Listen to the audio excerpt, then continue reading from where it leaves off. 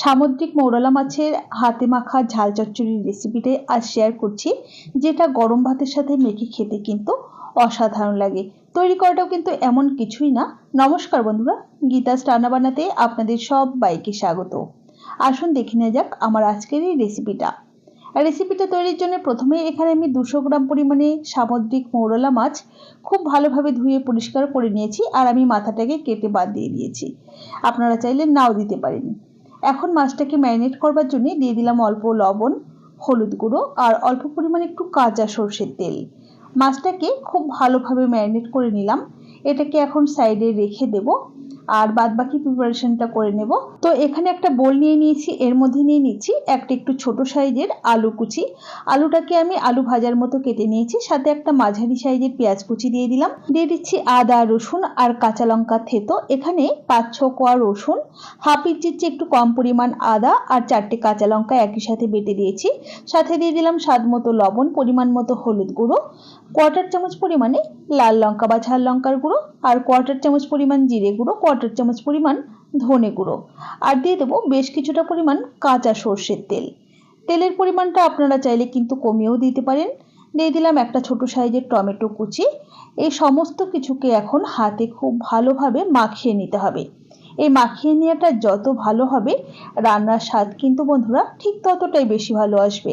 তো খুব ভালোভাবে মাখিয়ে নিয়েছি, আর এই সময়তেই এর মধ্যে দিয়ে দিচ্ছি হাফ বাটা করে নেওয়া একটা মাঝারি সাইজের পেঁয়াজ বাটাটা আগেই দিয়ে দেবেন, আমার মনে ছিল না বলে এই সময়তেই অ্যাড করলাম।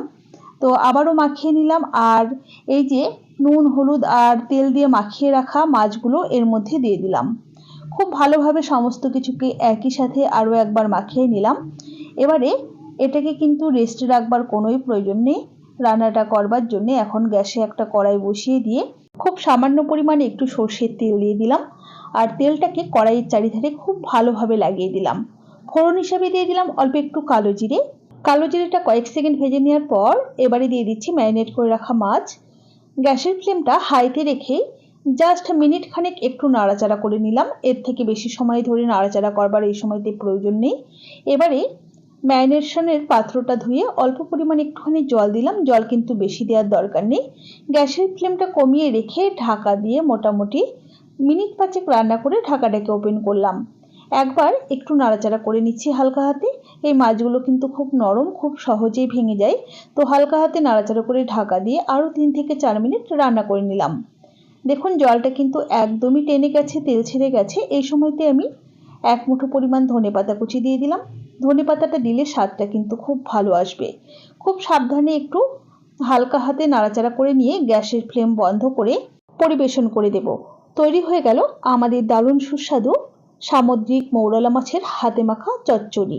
রেসিপি কেমন লাগলো অবশ্যই জানাবেন। ভালো লাগলে একটা লাইক করবেন আর বন্ধুদের সাথে প্রচুর শেয়ার করবেন। চ্যানেলে নতুন হলে পাশে থাকা বেল আইকন সমেত চ্যানেলটিকে সাবস্ক্রাইব করে নেওয়ার অনুরোধ রইল। তাহলে আজ এই পর্যন্তই। সকলে ভালো থাকবেন, সুস্থ থাকবেন। হাজির হয়ে যাব নতুন কোনো রেসিপি নিয়ে। ধন্যবাদ।